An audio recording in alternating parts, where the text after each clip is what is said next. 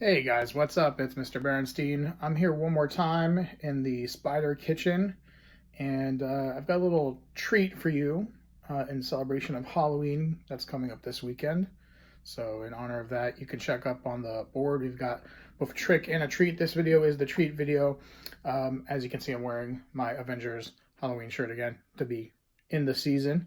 And the black cat is right behind me. She's not passing behind me, so no bad luck. But today I'm going to show you guys an interesting no-bake recipe for one of my favorite Halloween snacks. You know, I like Snickers, I like Twix, all those candies are great, but I loved Reese's peanut butter cups. And since I'm on a diet, I really can't have the store-bought brand, so I bought a recipe book, and I'm no chef, I'm no cook, but this is a no-bake 4-ingredient recipe to make peanut butter cups, and I'm going to show you how to do it in your own home so you can get some tasty treats in no time at all. Let's check it out. And for this recipe, you'll need a few ingredients. First of all, you'll need 1 tablespoon of coconut oil, available in most supermarkets. You'll need a tablespoon of pure maple syrup, that's where the sweetness comes from. Half a cup of your favorite peanut butter, can be creamy, chunky, whatever. And then about a bag of store-bought chocolate chips, baking chips. Again, I used our chocolate, but you can use regular chocolate, white chocolate. You'll need some measuring cups, a spoon, some cupcake holders, and a tin to put the cupcake holders in. You'll put the cupcake holders into the tin. That's where the peanut butter cup will get its ridge shape. And the recipe calls for 12. You've got about 10 to 12 servings, depending on how much you'll put in to each scoop, to each cup. Let's take half a cup of the peanut butter. That's about 2 oversized heaping tablespoons of your favorite peanut butter. Measure it out, put it in a cup. Be careful about the stickiness. And then you'll pour in the maple syrup. About 1 tablespoon, mix it thoroughly. The maple syrup, it's high in sugar, but you're only using a tablespoon, and it will get spread out throughout the entire recipe, so you're actually not taking in too much sugar in each serving. Be sure to whisk it in as well as you can. Obviously, it's peanut butter. It can be a little bit sticky. And we'll take the bag of chocolate chips, about half that bag. Pour that in a microwave-safe bowl. Get ready to melt that. You put it in the microwave. And the best way to microwave chocolate that I found is put it in for about 30 seconds. Stir once. Now you'll notice that it's not quite melted, a little bit on the bottom, but you'll start smoothing it in. Put it in for another 30 seconds. Enjoy some of the goodness of the chocolate you've melted. And then you want to stir it in. You want to stir it. You don't want to put it in, basically on the power of your microwave, how strong your microwave is. You don't want to put it in too long because then it'll burn a little bit, and you don't want that. You also don't want it to be too much of a chip shape, so judge accordingly.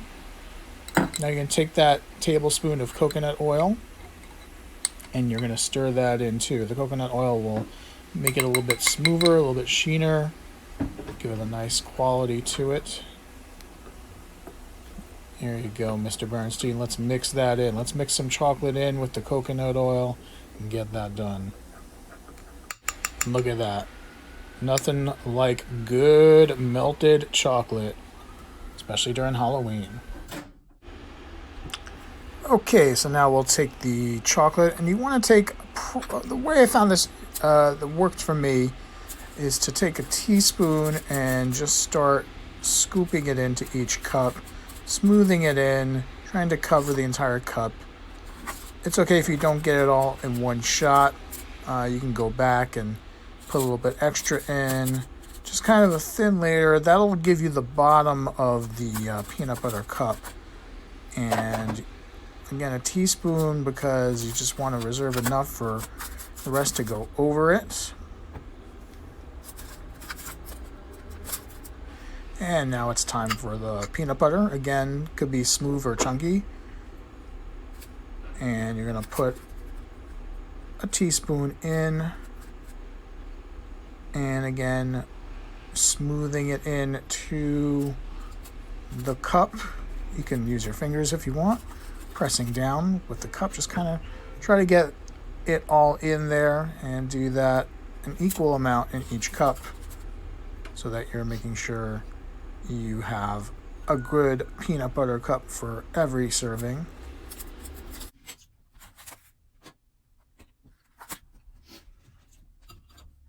And now we go back to the chocolate.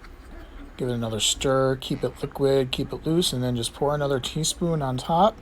Try to cover as much of the top as you can. Again, if it's not perfect, no problems. This isn't a machine. This is homemade. The hominess actually probably helps with it, the overall enjoyment factor. But you want to spread it out with your spoon, kind of cover the whole thing. And you can always go back and cover up some of the exposed peanut butter with more chocolate. Again, about a teaspoon in each cup on top.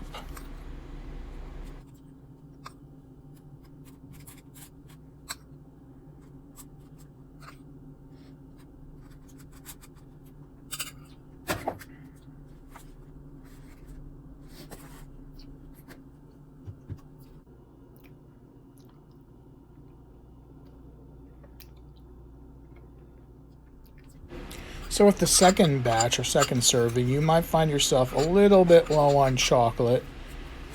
At this point, I had enough for 3 more peanut butter cups on this tray. And you can get experimental. Get yourself some cashews or almonds or pecans and start putting it in the chocolate. You'll get a disc of chocolate with nuts, almost like a Hershey's bar with almonds or whatever flavor variety you enjoy. Get fun with it. Enjoy the experimentation.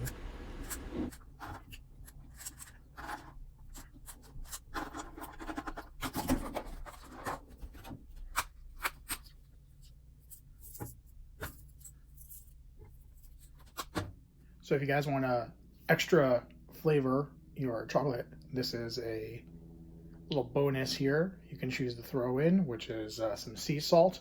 You might know or you might not know, but sea salt goes really well with dark chocolate. So this is something that you can add into a few of your peanut butter cups if you want, just to try it out and see.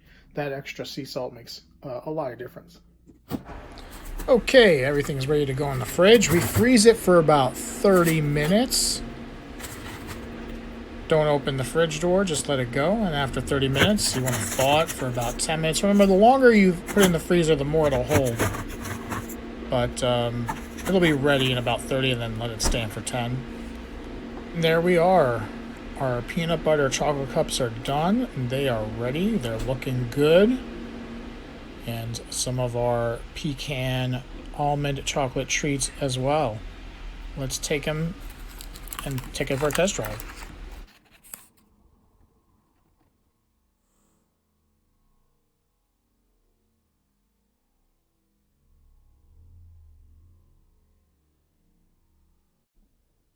So after you take out the cups out of the freezer, it's 10 minutes to rest, and then you can take them out, and they look like this. That's not bad.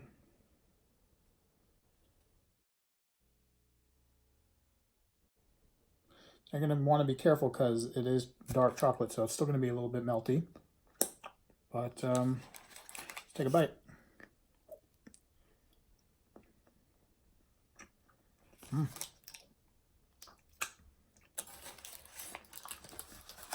You get the chocolate peanut butter flavor. You did it yourself. It's pretty good. Here's how the pecan came out. Let's see if I can get that to you guys right there. You can see it's almost like They were one of those Russell Stover boxes, you know, with chocolate and something inside, like a peanut or a cashew. In this case, I have pecans and almonds, but you can put anything in there if you want, and it'll work out just fine. Okay, guys, so that's how you make chocolate peanut butter cups in your own house. 4 ingredients, a couple of preparation tools, not that much time at all, and then you get to enjoy your very own Halloween candy. And you did it yourself. It's fantastic. So again, guys, just wanted to wish you all a happy Halloween, and we'll see you around.